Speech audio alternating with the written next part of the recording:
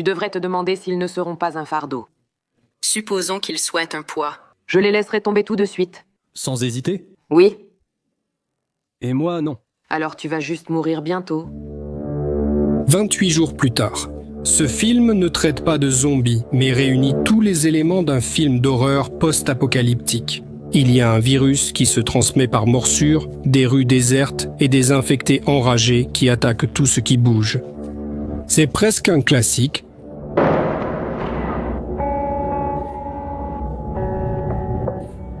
Mon père. Néanmoins, le réalisateur du film, Danny Boyle, nous a tout simplement trompés, parce que sous l'apparence d'un film d'horreur se cache un tout autre film, bien plus profond et sérieux.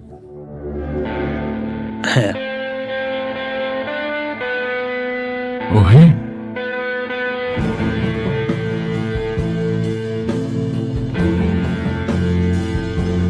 Dans cette vidéo, je vais partager mon interprétation du film 28 jours plus tard et je vais essayer de comprendre ce que Danny Boyle a voulu nous dire. Comment son œuvre fait-elle écho à la philosophie de Thomas Hobbes et de Jean-Jacques Rousseau? Quelles questions pose-t-il au spectateur? Et quelles réponses, pas forcément évidentes, y apporte-t-il?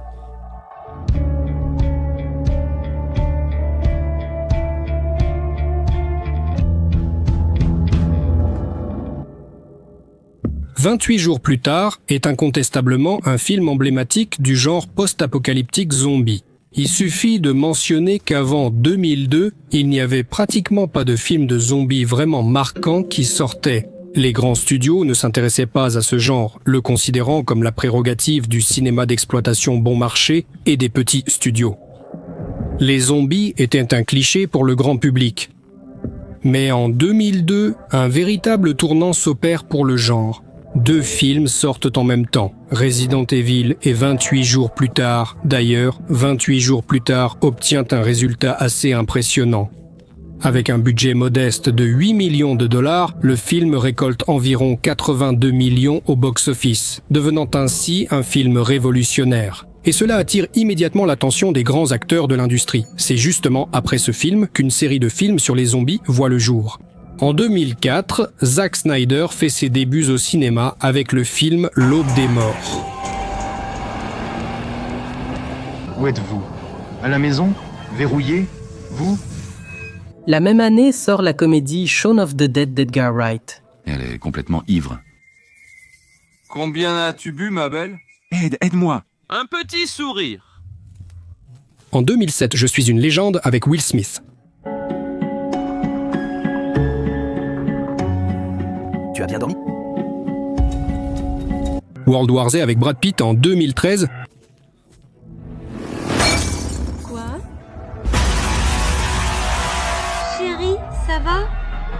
Mais sans doute, l'effet le plus durable de 28 jours plus tard s'est fait sentir à la télévision. En 2010, le monde a découvert l'une des séries les plus réussies de notre époque, The Walking Dead, qui figure toujours parmi les séries les plus populaires aujourd'hui.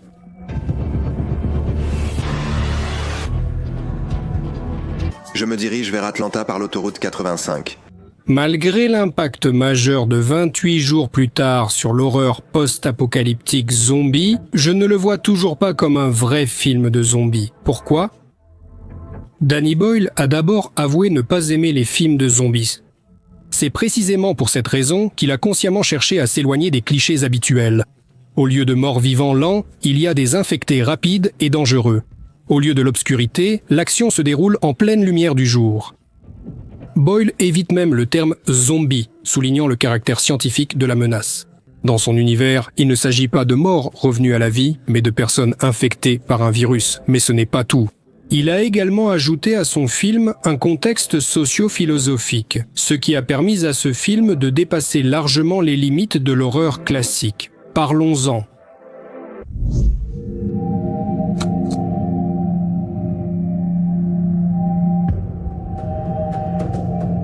Je pense que beaucoup connaissent la phrase « L'homme est un loup pour l'homme », mais tout le monde ne sait pas d'où elle vient. Cette expression est apparue pour la première fois chez le dramaturge Romain Plaute. Mais elle est vraiment devenue célèbre grâce au philosophe anglais Thomas Hobbes, qui l'a utilisée dans ses œuvres. Thomas Hobbes avait une vision pessimiste de la nature humaine, estimant que dans l'état de nature, les hommes sont guidés par leurs intérêts personnels, l'égoïsme, la soif de pouvoir et le désir de survie. Il a décrit cet état de la société dans son ouvrage le plus célèbre, Léviathan. Une société sans loi ni règles communes, où chacun menace l'autre et où la vie est pauvre, brutale et brève. Dans une telle société, l'homme est un loup pour l'homme, et les processus qui s'y déroulent, il les appelle la guerre de tous contre tous. Selon Hobbes, pour survivre et éviter la guerre de tous, les gens renoncent volontairement à une partie de leurs droits et libertés naturelles au profit d'un souverain absolu, l'État Léviathan, en échange de la sécurité et de l'ordre. C'est ce concept qui a reçu le nom de contrat social, une idée qui est ensuite devenue la pierre angulaire de toute la théorie occidentale de l'État et du droit. Plus tard, elle a été développée par John Locke et Jean-Jacques Rousseau. Mais c'est chez Hobbes que l'absence de contrat signifiait non seulement l'instabilité, mais aussi une plongée totale et absolue dans le chaos, ce qui est décrit dans 28 jours plus tard. Le film commence littéralement par la disparition du gouvernement. Il n'y a plus de gouvernement. Ce n'est pas possible. Il y a toujours un gouvernement. Il est dans un bunker ou dans un avion. Ni progressivement, ni par révolution ou crise, le virus a fait ce que guerres et idéologies n'ont pu accomplir. En un instant, tout a perdu son sens, pouvoir, économie, religion, culture se sont effondrés. Il n'y a plus de gouvernement, police, armée, télévision, radio, ni électricité.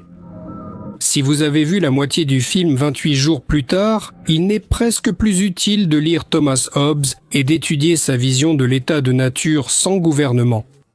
Les 15 premières minutes, ce n'est pas une histoire de survie, mais une promenade sur le cadavre de la civilisation. Ouais.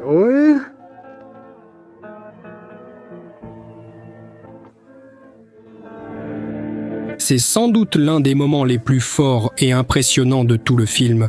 Londres désert semble sinistre et associé à la musique du groupe post-rock canadien Godspeed You, Black Emperor, c'est pour moi la meilleure scène du film.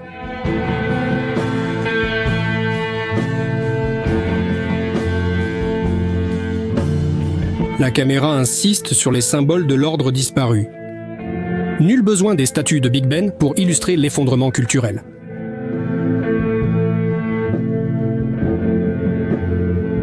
L'argent dispersé symbolise la chute de l'économie.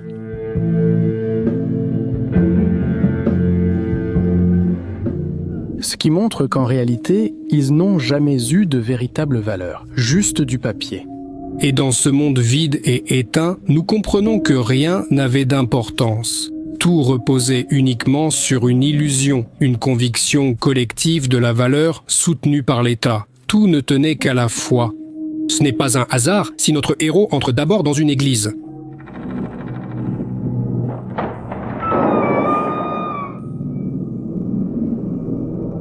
On voit en gros plan une croix, symbole du christianisme.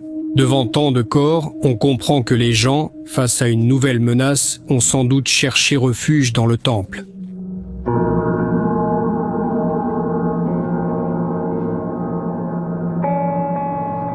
Il est clair que cela n'a sauvé personne et que tout était vain comme le montrent les inscriptions sur les murs. Repentez-vous, car la fin est sacrément proche. Cette idée est renforcée par le fait que le premier infecté que Jimmy rencontre en face à face s'avère être un prêtre.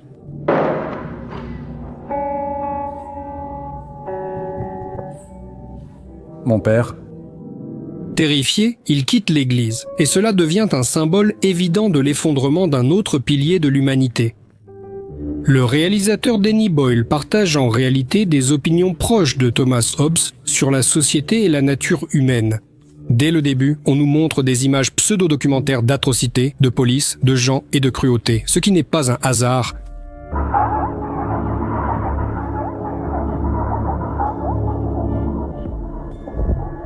Sur ces images, on aperçoit un singe.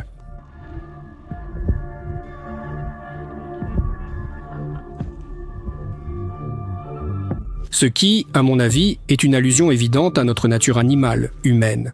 Le virus dont le singe est infecté, c'est le virus de la rage. Les chimpanzés sont infectés. Dis-lui de quoi ils sont infectés. Par la rage. Mais il est évident que la cruauté et la rage sont propres à tous les personnages du film. Aucune infection, tout le monde s'entretue. Lui, il est fou. À la sortie. Le virus de la rage découle de la nature humaine. La scène de conversation entre Selina et Jim est remarquable. Jim, dans ce monde, ressemble à un extraterrestre. Il ne comprend pas que la notion de morale a changé dans cette nouvelle réalité. À mon avis, ils sont bons. Bonds? Oui. À cela, Selina répond. C'est bien, mais tu devrais te demander s'ils ne seront pas un fardeau.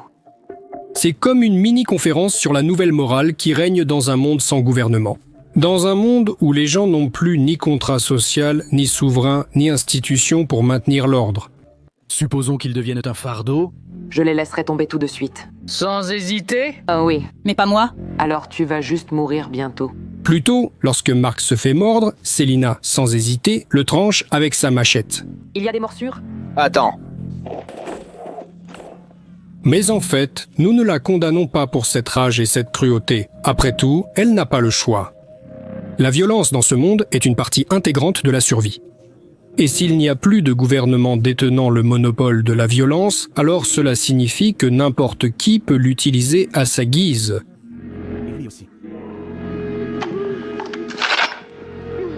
Il est difficile d'être bon dans ce monde sans une structure qui rende cette bonté possible. Il est dur d'être bon sans police, pacifique sans armée. Les plans sont inutiles. Un seul but, survivre. Plus tard, après s'être allié à Frank et Anna, ils tombent sur un groupe de militaires. Espérant obtenir leur protection, ils deviennent eux-mêmes leur proie, ce qui illustre une fois de plus la thèse de Hobbes, la guerre de tous contre tous. S'il vous plaît. Crois-moi, tout ça n'est pas intéressant. Oh. Cette situation est déjà la norme et un cliché dans tous les films post-apocalyptiques. Quand le pouvoir s'effondre, le monde plonge dans le chaos. Pourquoi croit-on à ces films ? Peut-être que tout cela est si faux et qu'en réalité, confrontés à cette situation, les gens agiraient avec entraide et solidarité. Peut-être que Hobbes a tort et que le gouvernement n'est qu'une superstructure inutile qui ne fait que limiter la liberté de l'homme. Essayons de comprendre, à l'aide d'exemples historiques réels, comment les gens se comportent dans de telles situations.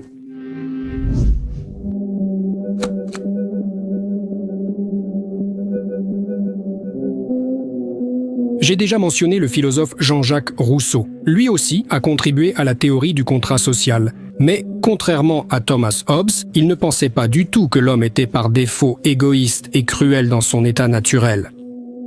Rousseau pensait qu'à l'origine, l'homme est bon, libre, compatissant et capable d'entraide sans chercher à dominer autrui. Le mal, selon Rousseau, apparaît plus tard avec l'inégalité, la propriété privée, les hiérarchies sociales et la tentative de certains de soumettre les autres. Autrement dit, Rousseau croyait qu'en dehors de l'État, les gens ne sombrent pas forcément dans le chaos. Au contraire, le bon sauvage, en harmonie avec la nature, fait preuve de vertu, tandis que l'agressivité est le produit d'une civilisation corrompue. Alors, lequel d'entre eux a raison ? Essayons de comprendre cela à l'aide d'exemples historiques réels. Si vous pensez que je complique trop les choses, si vous pensez que les créateurs de 28 jours plus tard voulaient juste faire un film d'horreur sans réflexion sur le comportement humain en cas d'anarchie, ce n'est pas le cas. En travaillant sur le film, le scénariste Alex Garland et le réalisateur Danny Boyle se sont inspirés de cas réels d'effondrement de l'ordre, comme le massacre ethnique au Rwanda et la guerre civile en Sierra Leone. Certaines images du film reprennent directement ces événements, comme les corps empilés dans une église ou les scènes de violence chaotiques. Ce qui s'est passé là-bas était tellement horrible que je n'oserais même pas le raconter ici. La plateforme peut bloquer la vidéo à cause de la censure, mais vous pouvez vous-même faire une recherche et comprendre de quoi je parle. Comment les gens réagissent-ils dans ces conditions ?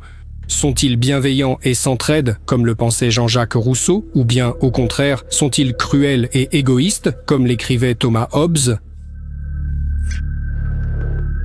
L'histoire des 20e et 21e siècles montre de nombreux exemples du comportement des gens sans institutions contraignantes lorsque l'État disparaît temporairement ou durablement. Par exemple, en 1969 à Montréal, à la suite d'une grève de la police, la ville s'est retrouvée sans force de l'ordre pendant une journée. En quelques heures, pillages, incendies criminels et braquages de banques ont éclaté. Les journaux ont décrit ce qui s'est passé comme un règne de terreur. Le lendemain, seule l'armée a pu rétablir l'ordre. En 24 heures, plus d'une centaine de personnes ont été arrêtées. Les dégâts se sont élevés à environ un demi-million de dollars. Un événement similaire a eu lieu à New York en 1977 lors de la coupure d'électricité. À cause de l'accident, l'électricité a été coupée pendant une journée. Profitant de la situation, des pillards ont envahi les rues sombres de New York, brisant les vitrines et emportant des meubles, des vêtements et de l'électronique partout où ils le pouvaient. Les journaux ont surnommé cet événement la nuit de la terreur.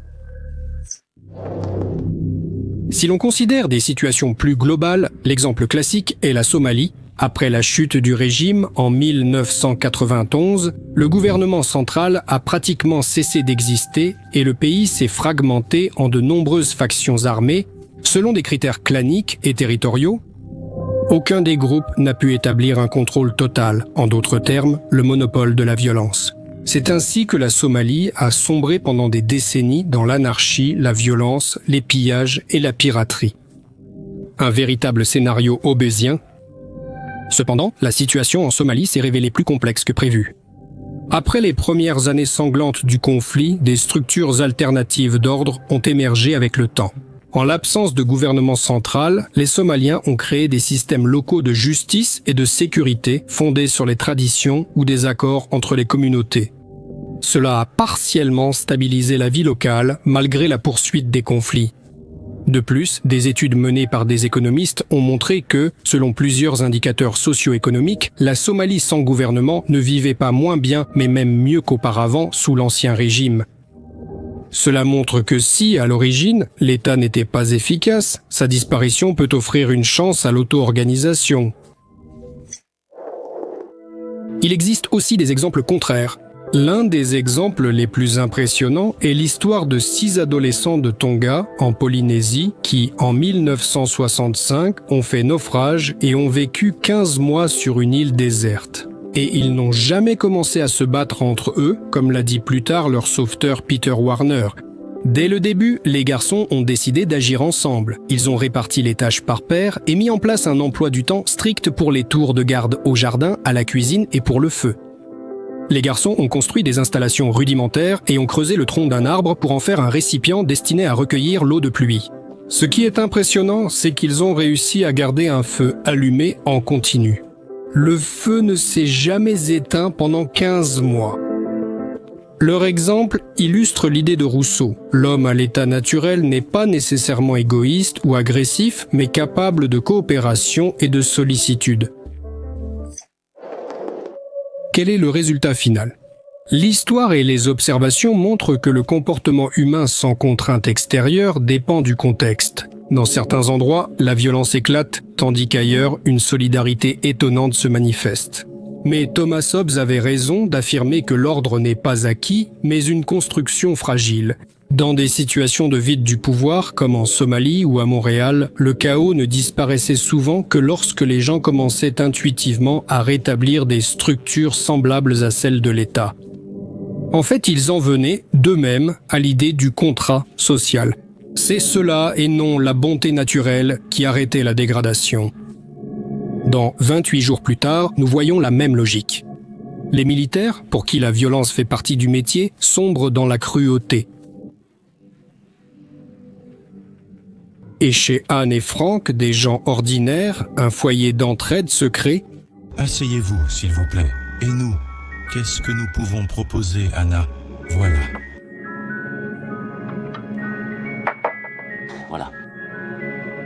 C'est pourquoi, dans le débat entre Rousseau et Thomas Hobbes, je suis plutôt du côté de Thomas Hobbes.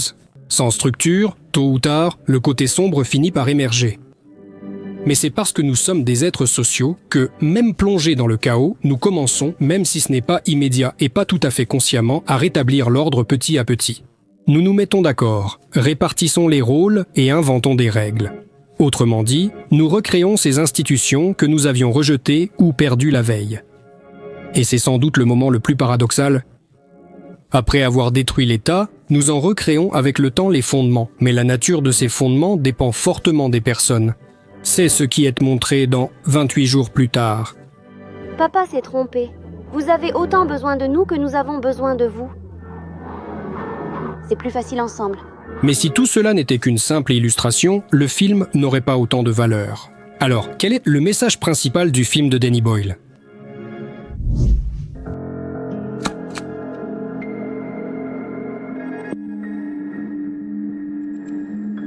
Officiellement, tout est causé par le soi-disant virus de la rage. Dis-lui de quoi ils sont infectés.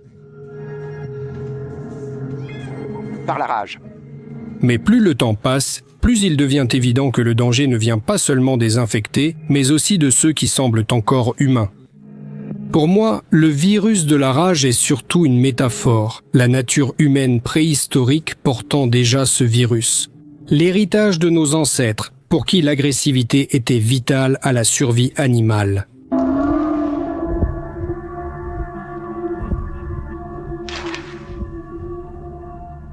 Mais la question est, que faire ? Boyle répond à cette question via le récit du personnage principal, Jim. Étranger à ce monde, il ne comprend pas immédiatement les nouvelles règles après son coma. Ainsi, Jim... J'ai une mauvaise nouvelle. Au début, il refuse la violence, la considérant comme inacceptable. Je vais les laisser tomber tout de suite. Mais pas moi, je pense qu'ils sont bien. Mais petit à petit, on comprend, on ne peut pas survivre autrement. Le premier tournant survient lorsqu'il doit tuer un infecté à la batte lui-même. Il a tué un garçon, un enfant. Mais tu as été obligé, sinon tu serais mort toi-même. Peu à peu, il commence à accepter ces nouvelles règles, en se rappelant les paroles de Selina. Alors tu vas simplement mourir bientôt. Et à la fin, il subit une transformation complète. Il devient presque indiscernable des infectés.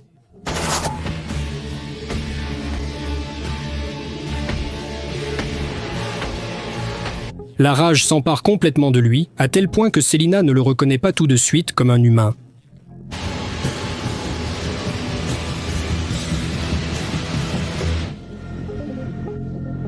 Et la réponse que propose le film est la suivante. Le problème ne vient pas de la rage elle-même, ni de la violence, mais de la cible vers laquelle elle est dirigée. Si cette rage est destinée à la protection, à la justice, elle peut être juste. Le virus de la rage change les gens en créatures folles, poussées à détruire. Mais qu'est-ce que Jim fait à la fin ? Il agit avec la même cruauté, avec la même fureur froide, mais son objectif n'est pas la destruction, c'est le sauvetage et la protection.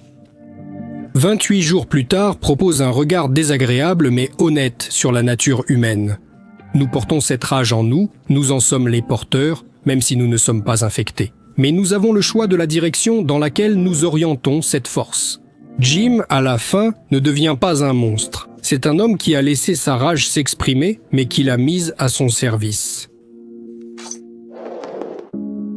28 jours plus tard semble d'abord un film d'horreur post-apocalyptique classique, infecté, rue déserte, survivants en fuite, civilisation détruite. Mais si l'on gratte un peu, il devient évident que ce n'est pas simplement une histoire de virus, mais une réflexion profonde sur ce qui arrive à la société lorsque le contrôle disparaît, que les institutions s'effondrent et que l'État cesse d'exister. Nous assistons à la dissolution du contrat social dont parlaient Hobbes, Rousseau et Locke.